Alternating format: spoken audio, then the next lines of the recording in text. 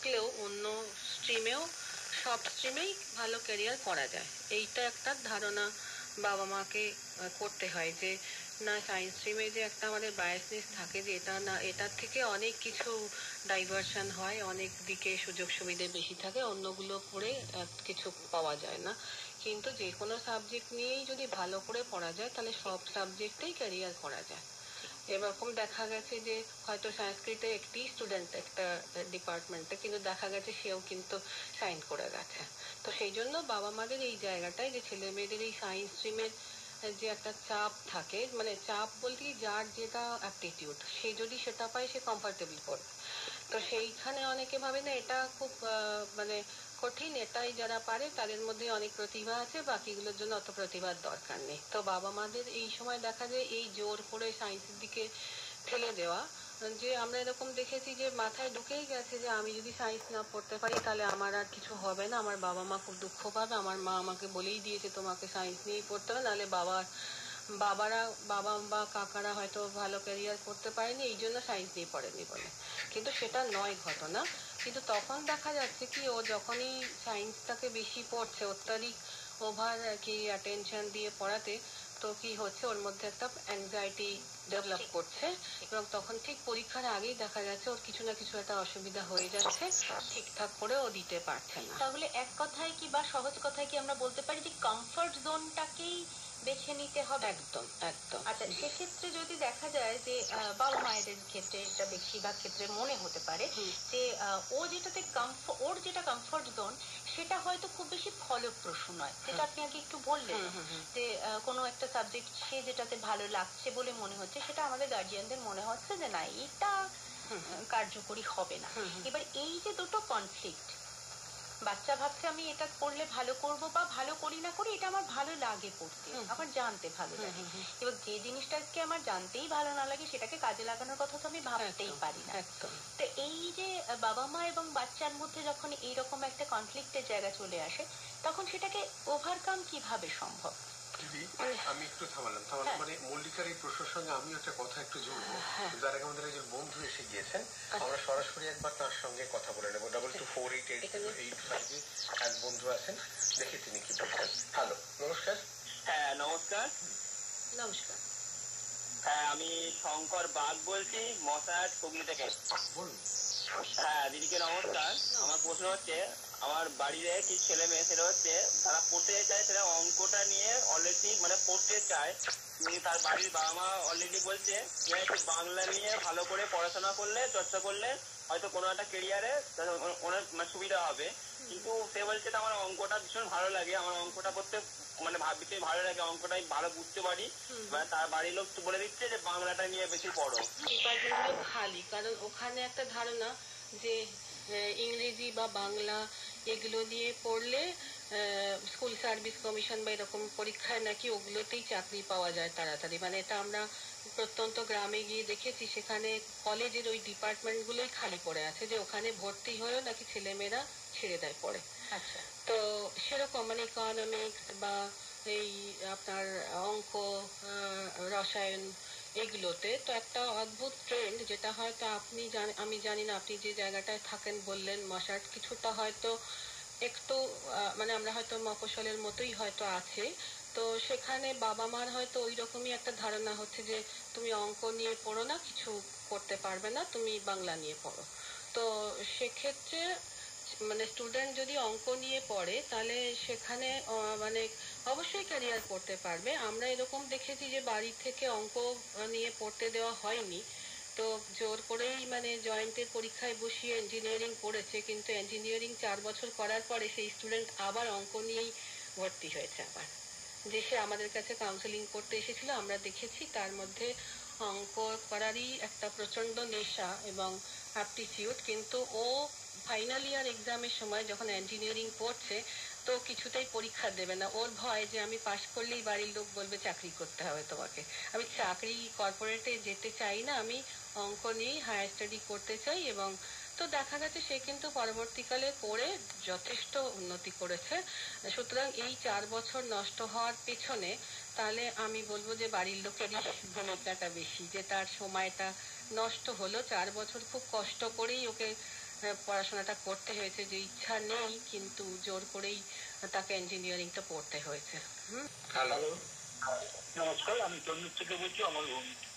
আজকে আমাদের আলোচনার যে পড়াশোনার বিষয় ও কেরিয়ার, আমার একটা প্রশ্ন বা জিজ্ঞাসা আমি জানতে চাচ্ছি যে পড়াশোনার সঙ্গে কি কেরিয়ারের খুব গভীর সম্পর্ক আছে? তার কারণ মানে শোনা অনেকে পড়াশোনা করেও সে সঙ্গীত বা নাচ বা ছবি আঁকা বা অন্য কোনো হাতের কাজ করে সে প্রতিষ্ঠিত হয়েছে, অনেক সম্মান অনেক অর্থ উপার্জন করেছে, সে তো কিছু খারাপ কাজ করে নিচ্ছে। আমার আবার পড়াটা বলি ধীরে যে পড়াশোনার সঙ্গে কি কেরিয়ারের কোনো গভীর সম্পর্ক আছে? এটা আপনি একটা খুব সুন্দর প্রশ্ন করেছেন। এই যে পড়াশোনা করে ঠিক সেই সাবজেক্ট নিয়েই সবসময় ক্যারিয়ার কিন্তু করা যায় না, এটা ঘটনা। যে আমরা দেখেছি হয়তো ড্রামা নিয়ে পড়াশোনা করেছে, কিন্তু আমাদের এখানে সেই ড্রামা রিলেটেড চাকরি বা পিএইচডি বা কেরিয়ারে কিন্তু সে খুব একটা সুযোগ পাচ্ছে না। তো সে খুব হতাশ যে আমি তাহলে এতদিন যে পড়াশোনাগুলো করলাম সব জলাঞ্জলি গেল। তো এই জায়গাটা একটু বোঝার ব্যাপার আছে যে আমার একাডেমিক ক্যারিয়ারটা একরকম, এবার অনেক সময় একাডেমিক ক্যারিয়ার থেকে আমি রিলেটেড ক্যারিয়ারে যেতে পারি, আবার অনেক সময় নাও যেতে পারি। মানে পড়াশোনাটা হচ্ছে আমার নিজের মানসিক একটা বৃদ্ধির জন্য, যে আমার একটা ওভারঅল মেন্টাল ডেভেলপমেন্ট হচ্ছে আমার। কিন্তু অনেক সময়ই দেখা যায় যে সাবজেক্ট নিয়ে আমি হায়ার স্টাডি করলাম সেটা আমার নিজের স্যাটিসফ্যাকশন, কিন্তু কিন্তু আমার সোসাইটিতে যেগুলোর ডিমান্ড রয়েছে বা সেগুলোতেও কিন্তু আমাকে অনেক সময় এই জায়গায় ফ্লেক্সিবল হতেও হয়, যে আমি তখন আবার হয়তো যে সমস্ত চাকরির পরীক্ষাগুলো কম্পিটিটিভ পরীক্ষা টরীক্ষা দিতে হয়।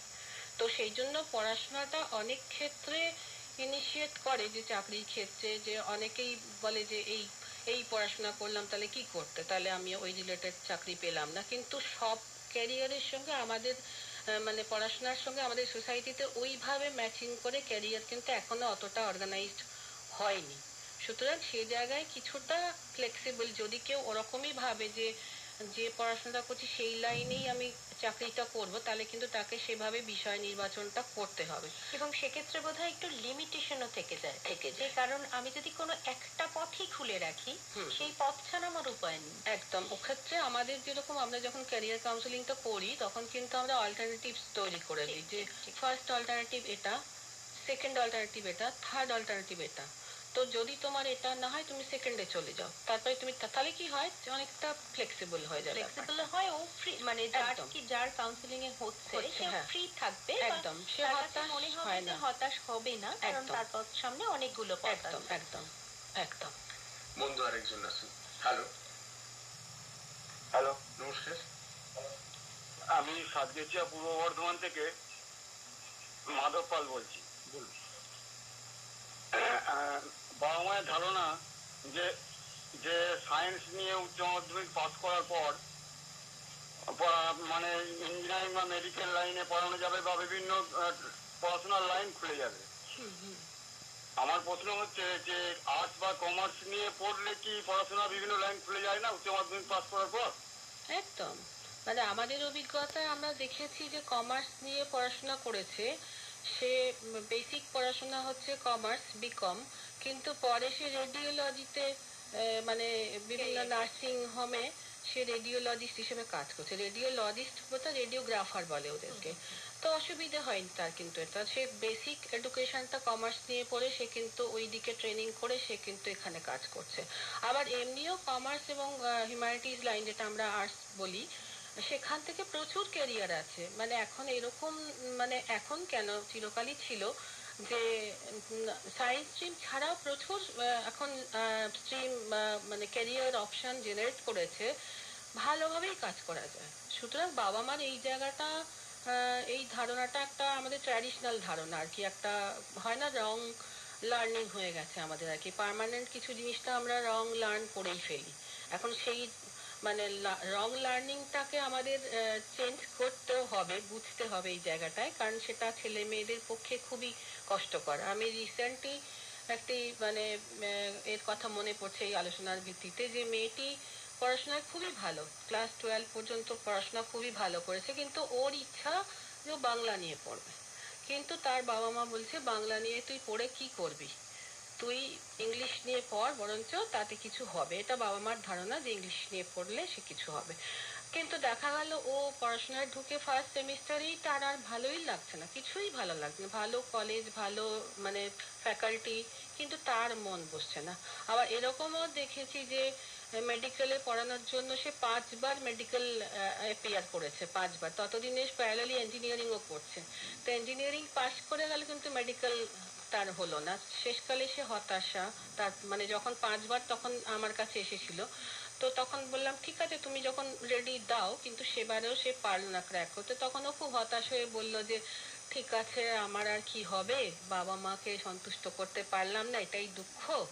তো আমি তাহলে এখন চাকরি খুঁজি। আমার বন্ধু টন্ধুরা তো সব অনেক চাকরি টাকরি ঢুকে গেল, এ করলো, কিন্তু আমি এই মেডিকেল করে, মানে বাবা মা ওকে ছোটবেলায় দেখেছে ও ওরকম খেলনা টেতো টেতো দিয়ে খেলতো, তো তাতেই বাবা মার ধারণা হয়ে গেছে যে এর মেডিকেলে যাওয়ার প্রবণতা আছে, মানে ডাক্তার হওয়ার সম্ভাবনা অনেক আছে। মানে ওর ওই মেডিকেল ইনস্ট্রুমেন্ট গুলো, বাচ্চাদের খেলনা যেগুলো থাকে সেগুলো নিয়ে খেলা দেখেই বাবা মা মানে ওনারাও স্বপ্ন দেখতে শুরু করেছেন যে এ ডাক্তার হবে। এবং তখন এই একটা হতাশা, যে 5 বছর দিয়ে তার মধ্যে একটা হতাশা তৈরি হলো। আমরা একটা বিজ্ঞাপন বিরতিতে যাব, ফিরছি বিজ্ঞাপনের ওপারে।